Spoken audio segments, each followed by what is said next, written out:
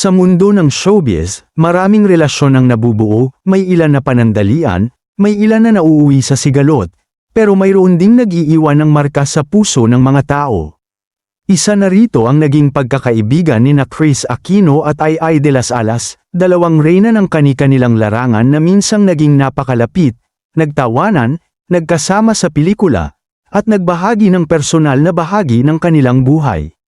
Ngunit gaya ng maraming kwento sa totoong buhay, hindi lahat ng pagkakaibigan ay nananatiling buo magpakailanman. Simula ng kanilang pagkakaibigan, nagsimula ang closeness ni Chris at Ai noong mga panahong aktibo silang magkasama sa pelikula at proyekto. Pareho silang bukas sa isa't isa, si Chris na kilala sa pagiging prangka at emosyonal, at si Ai na natural na masayahin ngunit may lalim pagdating sa tunay na relasyon. Hindi lamang sila magkaibigan sa harap ng kamera, sa likod nito, may respeto, tawanan, at tiwala. Madalas silang magbiruan sa interviews, at ramdam ng fans ang genuine nilang connection. Pelikulang Pinagsamahan. Isa sa mga pinakaalala ng fans ay ang mga pelikulang kanilang pinagsamahan, kung saan kitang-kita ang kanilang chemistry. Sister Akas, 2012, kung saan nakita ang kanilang husay sa komedya.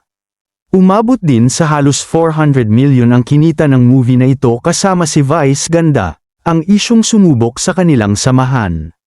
Ngunit kalaunan, may mga hindi pagkakaunawaan na umusbong. Hindi naging malinaw sa publiko ang lahat ng detalye, ngunit naging usap-usapan ang tila paglayo ng loob ng dalawa.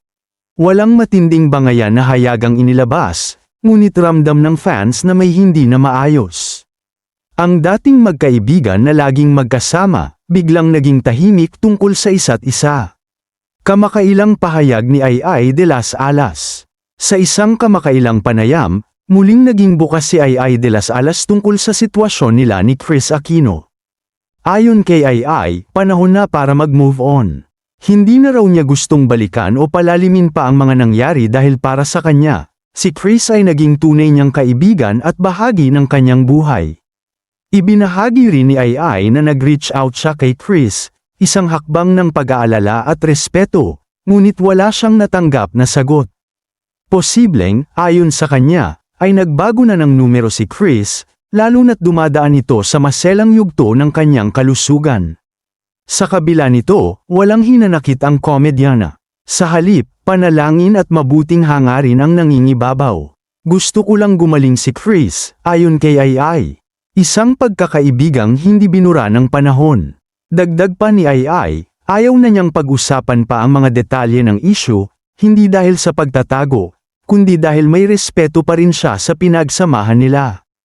Para sa kanya, hindi kailangang sirain ang alaala ng isang pagkakaibigan kahit hindi na ito tulad ng dati. May mga relasyon na hindi man nagtatagal, ngunit may saysay at halaga pa rin. Mensahe para sa manunood. Ang kwento ni Chris Aquino at Ai de las Alas ay paalala na. Hindi lahat ng pagkakaibigan ay perpekto. May mga taong darating sa buhay natin para magturo, magpasaya, at mag-iwan ng alaala. At minsan, ang pinakamataas na anyo ng pagmamahal ay ang pagbitaw ng may respeto. Sa huli, hindi galit ang namamayani, kundi pag-unawa, pagpapatawad, at panalangin.